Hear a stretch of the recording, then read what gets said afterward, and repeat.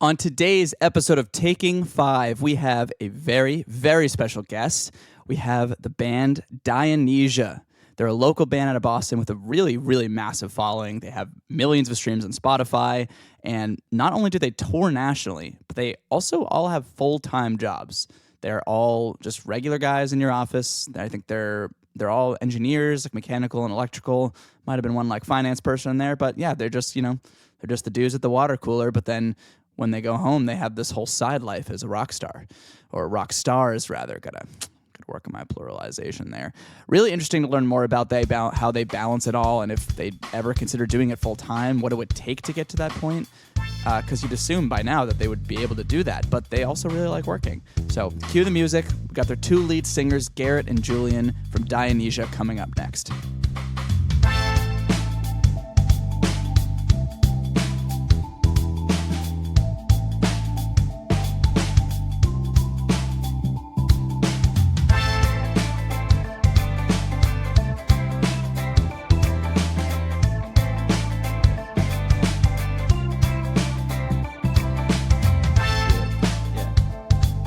Good.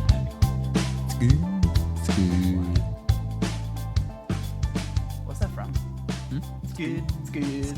What's that? That's definitely from something. It is from something. I forgot what it's from. I know, but it definitely is good. Okay, I think that's good. What would you guys say? Can we hear? Can we hear everyone? Yeah. We all good? It's good. Tight. So yeah, we don't do like a real intro. So like that's probably gonna be like a tattoo. Wait, what's that tattoo? It's a treble and a bass clef. I kind of wrapped them into one. Dude, are you a musician? I dabble. I think the word is hipster. Hipster, yeah. I mean, same thing, right? All right, so yeah, we're here. Like I said, we don't. We toyed around with the idea of doing like an intro or something, and then I was just like, that feels not genuine to me. Yeah. So we just kind of start talking. So, I'll lead off. So I'm super excited about these guests. I'll tell the story of how the fuck they're here right now. But this is Dionysia, right? Yeah. Good, thank God. This is Dionysia. We have Dionysia in house. At least two of them. What instruments do you guys play? Or you're the singers? I play guitar and I sing. Okay. Yeah, and I play saxophone, keyboard, and I sing as well. Okay, so who's the lead singer? Is it a co-lead kinda singer? trade Is it a co? off, yeah. So I'm gonna be honest. Because I've been listening to your guys' stuff. I only heard one lead singer. Do you have similar voices? I feel like they're pretty similar. More similar over time. That's really cool. Is it like a pretty even split? It becoming more so. Yeah. Becoming more so. Yeah. I think we also are trying to like approach the songwriting process more like collectively now than we have in the past, and as a result, our songs are getting better. Yeah. It's like more people coming to the table. It's yeah. cool. That's awesome. Okay, so like I said, I'm super pumped. Basically, how you guys are here. So about, I don't know, like 5 months ago, I'm sure you guys don't remember, but like 4 or 5 months ago, I was literally scrolling through Instagram. I'm new to the Instagram game also. I just got one literally like 5 months ago. I resisted it for a long time. I'm in the same boat. I was totally against it, and then now I'm like, wow, this is pretty nice. It's pretty nice. I definitely don't love how much time I spend on it, but we'll get there. But yeah, I resisted it for a while, and then it was like, dude, you're like trying to make a career in music. You should probably be on social media. And I was like, fine. You got to sell yourself. You got to sell yourself. You guys are doing a good job of that. We'll get to that later. Maybe you can give me some tips. I think we'll end this podcast and just like, hey, give me all of your advice. But so I was scrolling through Instagram, and don't worry, your Instagram ads did not go to waste, because I saw an Instagram ad for this band Dionysia that was like, oh, like we're these 4 dudes from Boston, and like we all went to engineering school, and now we make music. And I was like, oh, that's cool. That's what I did. And so I checked out I was like, and I never click on those things, right? As many people do, but this time I fucking clicked. And so I clicked on it, and I listened to your songs. This was before the new album came out, and I really liked it. So I DM'd you guys on Instagram. But also you have like, I don't know, like a 1,000, maybe probably more now, Instagram followers, but you have like millions of streams on Spotify. So I was like, whoa, like that makes me feel better about my 250 followers on Instagram. I think we are still new to the Insta game. Right. We had a studio engineer tell us that it was pretty impressive how low our Instagram followers. That's what I was gonna say. I was like, I literally was like, is this the same band? Like, there's no way. Like, I was like, 1,000 Instagram followers. Like, my sister has 1,200 Instagram followers, and it's just her posting selfies the whole time. You know? And what we're trying to say by this is, please go follow us. Yes. Dionysia Official on Instagram. Hey, you got it. There it is, the plug. There's the oh no, we'll plug the shit out of you. Don't worry. There's the first one. Definitely go follow them. What is it? Dionysia Official. You said Dionysia Official. Perfect. Go follow them. Go check them out on Spotify. That will be much easier to find. I will say, of the two, if you could choose between, I don't know, 100,000 Instagram followers and, 500,000 streams on a song, which would you take? I got to give you the wholesome answer that it's just a number. Oh, what there we you would go. choose is There just to you have go. both and just, to have our music and our pictures out. That's so. true. That's a very good answer. Were you trained? No. Okay. I'd rather like 5 million plays on a song. That's true. Or That's 500 million plays. Yeah, that's true. I'd probably take the Insta followers in the first situation. Yeah, well, the Insta followers will lead to more listeners, you'd assume. Julian's Also, like shaking his head over there. Garrett just loops our music on Spotify. That's the only reason why we're popular. I won't pretend I haven't done that before. I feel like they have to have some way of knowing if you're doing that. It's got some way of tracking it. Yeah, exactly. But anyway, so I messaged you guys. You guys responded quickly, which was super nice as a fan. And I was just like, hey, basically, I am just getting into music. I have a band myself. I don't think at the time I was working here yet, but I was applying to studios, and I was like, I would love to just pick your brain, get a beer sometime. And you were like, for sure, let's do it. As it goes, as young adult, how old are you guys? 25. 25, same for you. I'm 24. As it goes for young adults, we make plans with all the best intentions, and then life gets in the way. Especially when you're a musician. / are you guys working full time too? Yeah. All four of us. Yeah. We'll get into that in a second. I'm curious about that. Life gets in the way, and we kept playing phone DM tag. Is that what they call it? Is that what the kids are calling it? I think so. DM tag. I think so. I don't know. Well, I definitely, traditionally a terrible planner to begin with. Yeah. And yeah. As are most of us. But here we are. And so once I started this podcast, I was like, hey, I'm going to hit them up and see if they're interested. And they came. So here we are. And like I said, I'm a huge fan of your guys' music. Since I read that first Instagram ad, I've been listening to it. You guys just came out with Catalyze, which was a month ago, less than a month ago now. Actually, we just had our 1 month anniversary yesterday. Oh, yeah, nice. Yeah. That's good. And Garrett didn't even know. That's it's been a couple of years. Right? I'm the worst Dionysia fan. You're everyone else is you guys are so good. And you're we're fine. I don't know. Go listen. Have you heard Mumford and Sons? I've never heard them actually. Yeah. Well, I do feel it's kind of hard, and I have to imagine you guys have been getting a good amount of love on this stuff. How have you handled that? In terms of, I feel you guys are pretty humble, but it must be do you drink your own Kool-Aid, so to speak, a little bit? You kind of have to. I mean, it's been really nice to have friends and family at our shows lately, right. And to have, we were in Burlington, Vermont last weekend, yeah. And there were a lot of our faculty advisors there, and our friends and family, and it was amazing to have them there, and so they could see what we've been working on and what, the progress we've made over the last couple of years. So that's awesome. So what you guys started a couple years ago? We started Dionysia as a band, I guess 2012. I think. Yeah. That's it's been 7 years ago. Yeah. Was it same four you guys? Not quite. We've we met some new faces along the way. But it's definitely been a work in progress. Yeah. As all good things are, Right. Do you feel you have a pretty good foursome right now? Oh yeah, definitely. For sure. Definitely. How long better is foursome than I've ever had. Hey. Just don't lie. Yeah. Love it. Love to hear it. How long has that foursome been around? So Josh came on board a couple years ago. Josh being the bass player. Okay, yeah. cool. The two not here are Josh and Alex. They weren't able to make it, but they're shy. I did say to only bring two people, so that's I will take the blame for the whole band not being here. I feel 5 would be a crowd, yeah, but maybe not. Also, you guys. big old I mean, couch come on, there, you guys carry the band. the casting couch, man. That is. It literally does. Doesn't this look kind of like a casting room? It's could totally broken see in it. like a casting. Yeah, we'll post some. I'll post. Yeah, that's true, dude. The number of people. This place is especially recently, has become basically a hotel in addition to being a studio. Because some of the producers will have like late night sessions and it'll go to like midnight or so. And then it's like, oh, well, I have a session at 11 the next day. I'm just going to sleep here. Yeah. So like half the time, and I come in early to help do this other podcast. So half the time I get here, there's like someone sleeping on that couch, someone sleeping on that couch. Totally depends. They are very comfortable. But anyways, we're getting distracted. Yeah. So that happens. It's totally going to happen. So I just listened to Catalyze. Well, when I say just listen to it, I listened to it like a week ago, then I re-listened to it. And then on the drive over here, I listened to most of it again. I'm going to start off with one question. The guitar on The Ceiling, which is the second song, is like the funkiest guitar that I've ever heard in my life. Just whatever sound is on, you know what I'm talking about, in the chorus? Whatever sound is on that, how did you guys do that? Like, that, it sounds so good.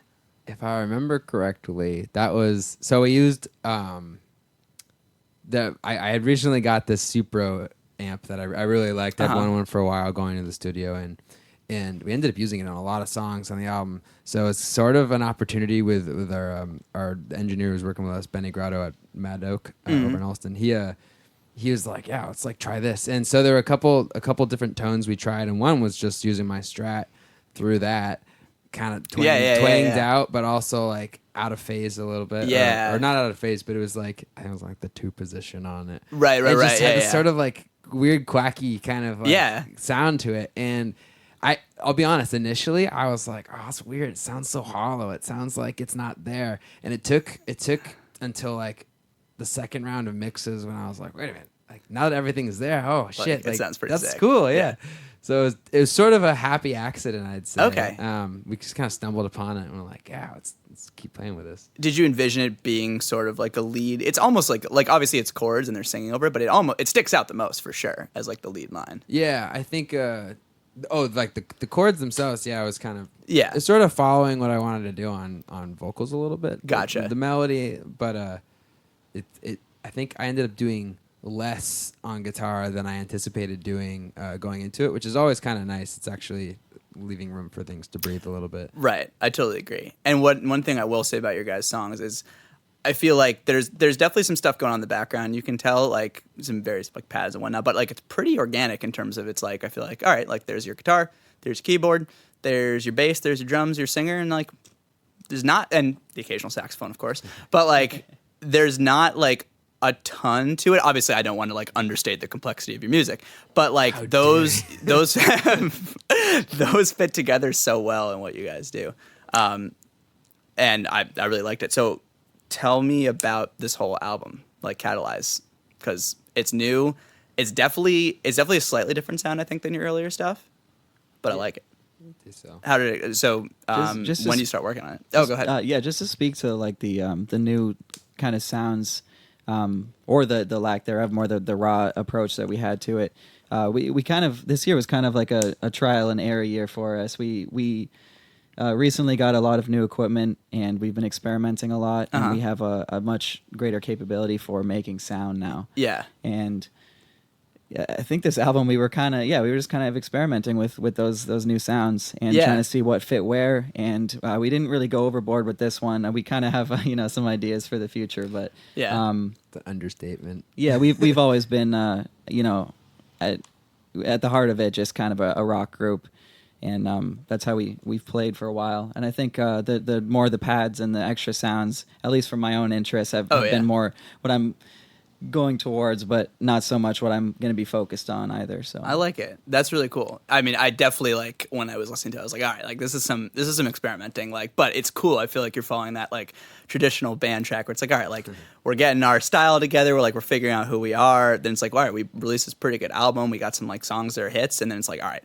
now we're going to like try some shit out, you know? Yeah, that's sort of, I mean, I definitely think to Julian's point, like it's a lot of new, it's sort of, investing in new equipment for both live, but also like, what are the sounds we want to make, or I think Catalyze was sort of an opportunity to kind of open some of those doors and see if we enjoyed what was behind them. And then like the next time we approach songwriting, now we kind of know like what works with our sound and where we want to push the envelope a little further. Right. I think that's that's traditionally been like the fun for us, is sort of figuring out what the next sound is, and and all the while I think we're all still kind of like honing in on what the Dionysia sound is, right? It keeps, to your point, it keeps changing. You know, it's evolution. How, I guess, from where you started off, like kind of envisioning what kind of band you wanted to be, to where you are now, have you gone in the direction you originally thought you would have? What was the direction you originally were looking to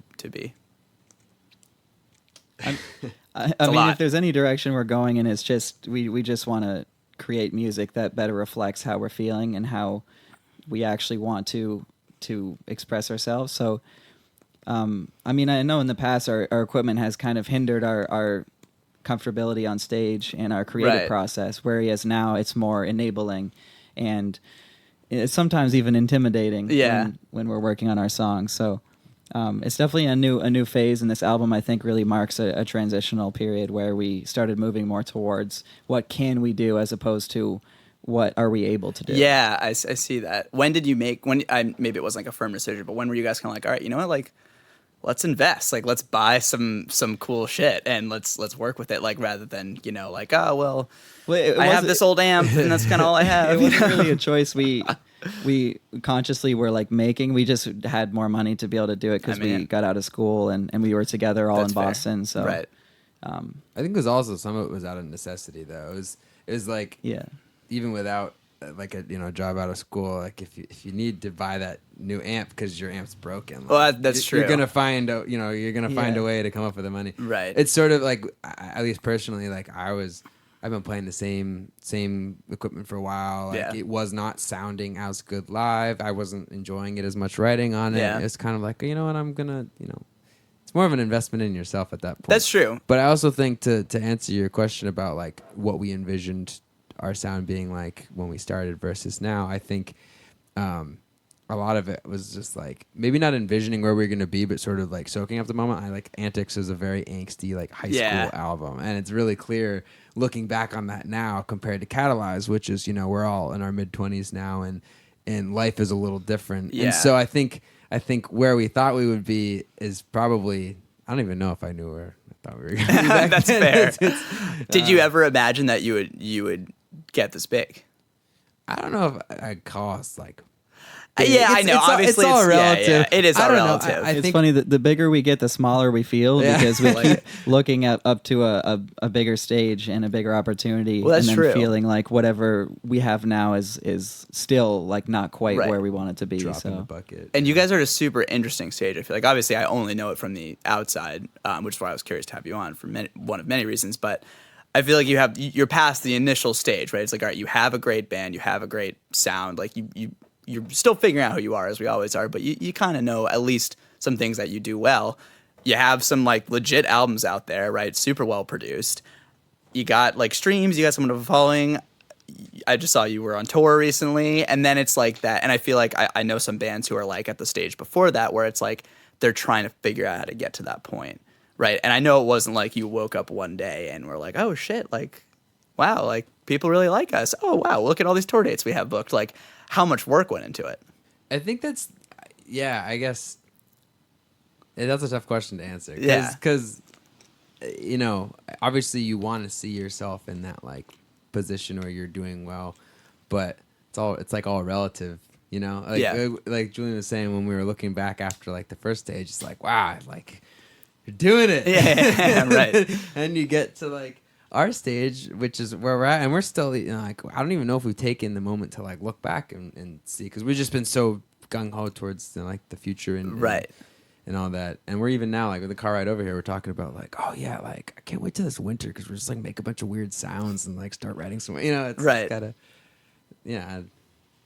that makes sense. And I feel like you lose track of like the actual fun that you got into it for sometimes when you're just like focused on, gigs and like lining up new sessions, things like that. It's like you miss the times where it's just like, let's just like go in your room with a couple guitars and like see what we can come up with.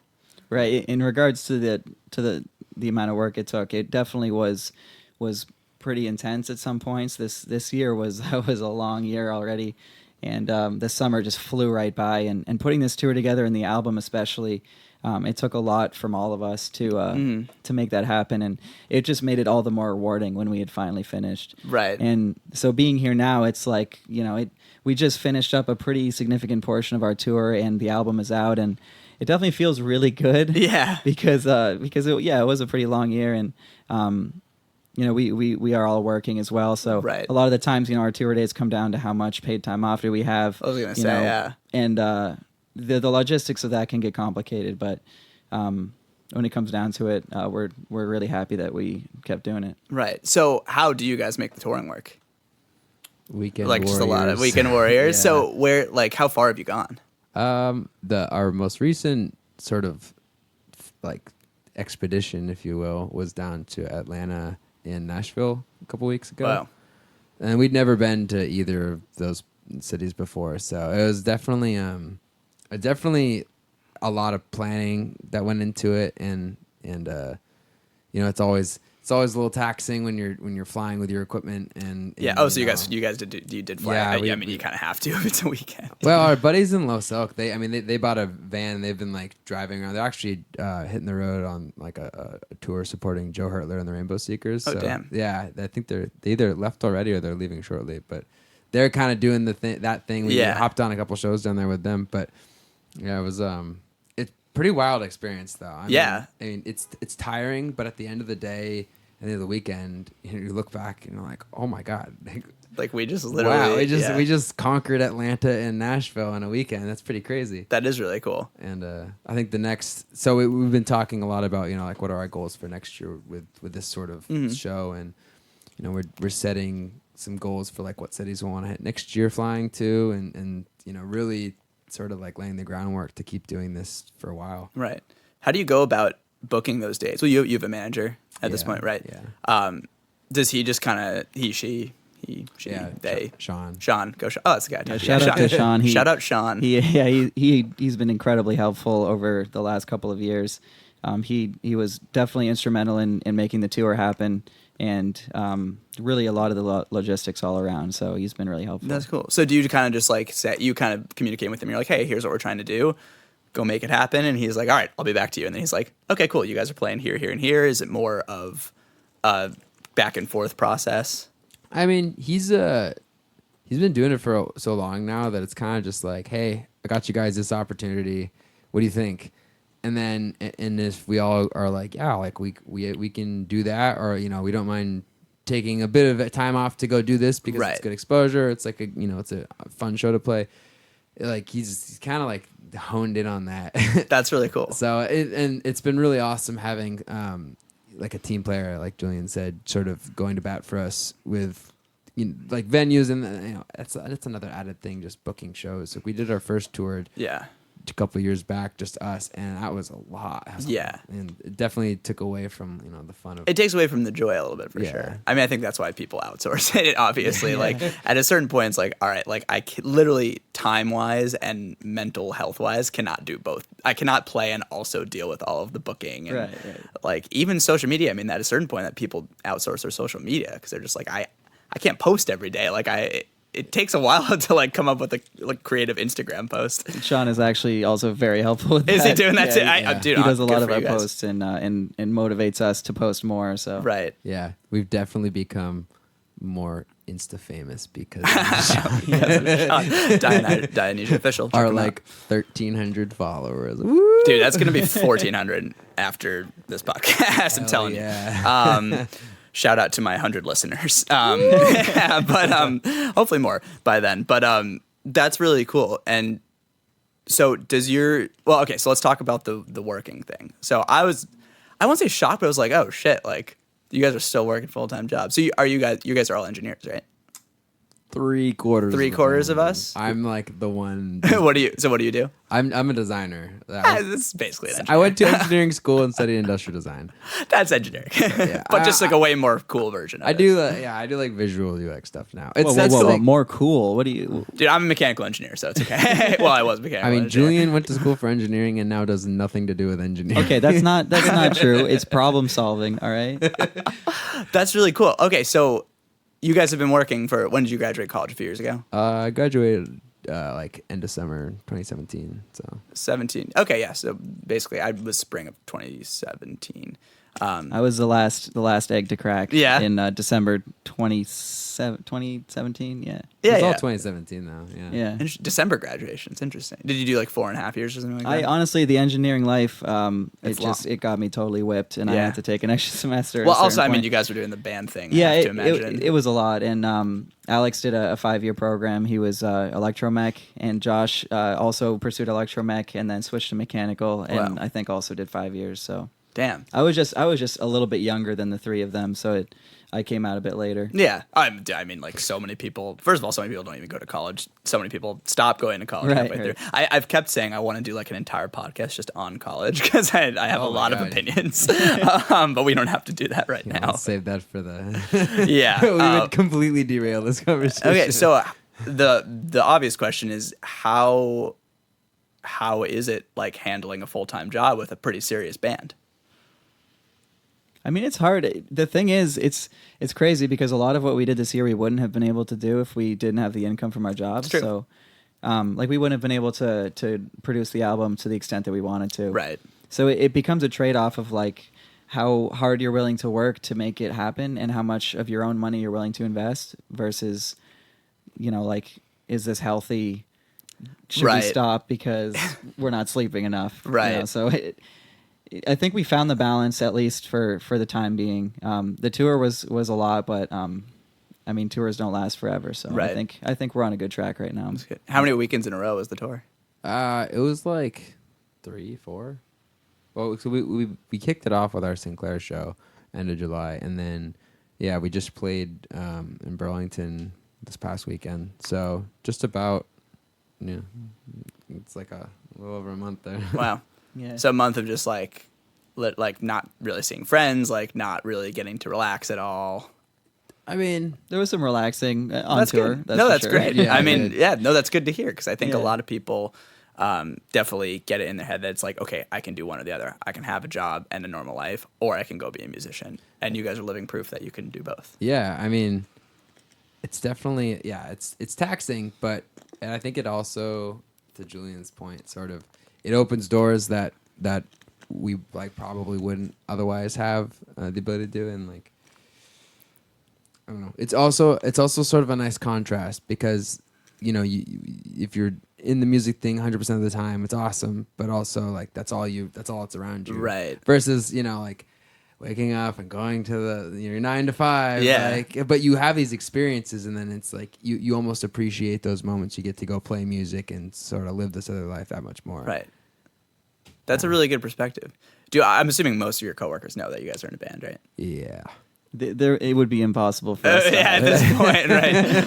Do they ever play your music like at work? Yeah, not like regularly, but occasionally someone will put it on. I feel like mostly to annoy me. Something like I'll get like carried away blasting from the other room. I'm like, oh, who's this band? Yeah, I feel like you could do. I feel like there's that one coworker who like does it, and it's like, it's pretty funny, and then they like keep doing it, and eventually it's like okay. I think man, he just really likes this song. I don't know what to tell him. It is a good song, I will say. That's one of those ones that I heard it and I was like, that's like gonna be on the radio. I know it came at when that was off Antics. Yeah, it was 2014. Damn, that's just like such an upbeat, fun song. It did make the radio. It did make the radio. It did not. I don't. Oh, it did not make the radio. I don't know. It made a lot of people's playlists at the very least. Yeah,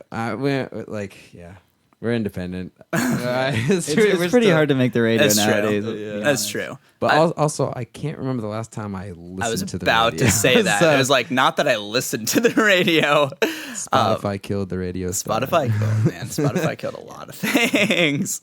Remember iTunes? Remember whenever it had iTunes? Oh, yeah. We still... Remember when people bought music? Yeah, I mean that too. No. Yeah, it's like I'd almost feel like, oh shit, like I'm a musician, like I want people to buy my music, but it's like, but I don't want to buy other people's music. No, that's actually something that we thought about before. I mean, honestly, as far as I'm concerned, if you want to download my shit without paying for it, like just show someone. Show somebody our stuff. That's payment enough for me. Yeah, exposure. And then come see our show and pay for tickets. And then buy a shirt. That's actually where I make money. Buy our merchandise. You guys have merch? not on us. You want to share it or something? Oh, maybe. No, but you got that. Just make sure you're checking all the boxes. You're doing everything right. Not that I'm a manager of any sort. We do have merch. That's actually, cool. yeah, DionysiaBand.com. You can pick up a T-shirt. DionysiaBand.com. Right after you first go to Dionysia Official on Instagram. That's right. After you go to Dionysia's page on Spotify and download everything. But you know, it's wild. If you go to our website, you can get both to Instagram and Spotify. Oh. So it's kind of like, are you guys from like the future or something? Yeah, we're from the year 3000. That's awesome. Did you design your own website, or did you have someone else do it? No, I did it. That's cool. I'm not a web designer. No, but like Squarespace is. Yeah. Oh, we're plugging a lot of things today. It's great. Squarespace, I don't think they don't need the airtime. They're by doing okay. Squarespace. Yeah, exactly. At the bottom of every fucking artist's You website. can remove it. You can get rid of it. Oh, can you really? Yeah, you can. They don't care. They're not like, are you sure you want to remove this? No, like, because you're paying for a premium service. You I guess shouldn't that's have true. to badge it with their stuff. That's a good point. Yeah. I figured that out real quick. You're like, okay, how can I turn this? Oh, it's right there. Great. Copyright Dionysia 2019. That's really cool. Okay, so with the full-time job, do you think there's ever a point that you would consider doing music full-time? Obviously, it has to pay enough that you guys can survive. We talk about it all the time. It's not healthy. No. I mean, it is. It's not healthy to but talk about it, or it's not healthy to do it. It's not healthy to ruminate on it. Yeah. You know, it takes you out of the moment. Interesting. That's a really cool I perspective. mean, there's no doubt that we all want to. It's right. But at the same time, we have these responsibilities that we also really enjoy being part of at our jobs. So, at a certain point, it would really come down to, I suppose, either some financial support from a label or from an organization, or if we just really believed in, maybe we had an album or an EP coming out. And we had some money saved up, then we would just kind of, jump in the deep end and do it. Yeah. To throw this out there, I do think it's going to happen eventually. Yeah. Like we've all talked about how it's something that we want to do. It's just, I think it's like ready, set, wait. You know what I mean? Yeah. It's sort of like we so badly, and we all want to be there right now, but it's also like, you know what? Like we got to where we are by sort of like, slow and steady wins the race. Like, let's work on our craft. Let's like do these other things in our lives that like enrich the songs that we write with these experiences that, that color and create this sort of Dionysia sound that we're after. And when the right time for us to sort of, like make the leap, we'll be there and we'll be ready. I think there are things we probably got to figure out on our end, things we want to try, and before we do that anyway. Right. And I feel like it's one of those things where you're not plateauing yet, right? It might be a thing where it's like, okay, I mean plateauing in terms yet. Let me clarify. Not plateauing yet in terms of like, okay, I feel like we've hit our cap in terms of what we can do while constrained by full-time jobs. Oh yeah, absolutely. Yeah, you know what I mean? It's like what I was saying. See that save right there? The balance is pretty good right now. The scale tips pretty far to one side every now and then, but it's pretty good right now. And I think, I personally have the utmost respect for bands that are our size that are doing it full time, like Los Elk, who is on tour right now. Shout out Los Elk. It's not easy in today's industry, so it's something we really want to do. But currently, we're in a pretty good situation where we can really support ourselves and do the Weekend Warrior thing, and I don't think we're in a position yet where we need to leave that behind. So totally. Yeah. It's character building. Character building, exactly. Well, it is great because it's cool, and I feel like it's unique to see a bunch of guys who like have such a good grip over it. Like I feel like for me, and like I'm in a very small band who we're not like really like doing it. We're playing small shows and things like that. But even that, it's like fucking hard to manage with like jobs and things like that. And like there'll be times where it's like, hey, like, all right, we got to practice this Wednesday, and someone's like, oh shit, like I have a test tomorrow because he's in grad school, and the other one's like, oh crap, I forgot, like I have an event tonight. It's like, all right, I guess that's a week of no practice, Yeah. We've suffered from that in the past too, though. Like it doesn't. It's like oh crap, I have that business like dinner event thing I have to go to. Right. That I totally didn't mark in my calendar. Yeah. And shit, there's practice. It's like but it's always like, okay, what's the alternative? All right, you guys free like the next day or like this weekend at some point? Exactly. It's sort of just making. I think it's like everyone being on the same page and being like, all right, yeah, like this is a priority. Like we're gonna commit to these 2 days a week or these 3 days a week, or like that odd weekend writing session. Like right. It's like, yeah. You just got to make it happen. So like with that being said, have you run into situations where it's just like impossible to coordinate your schedules? Yeah, a couple times. Yeah.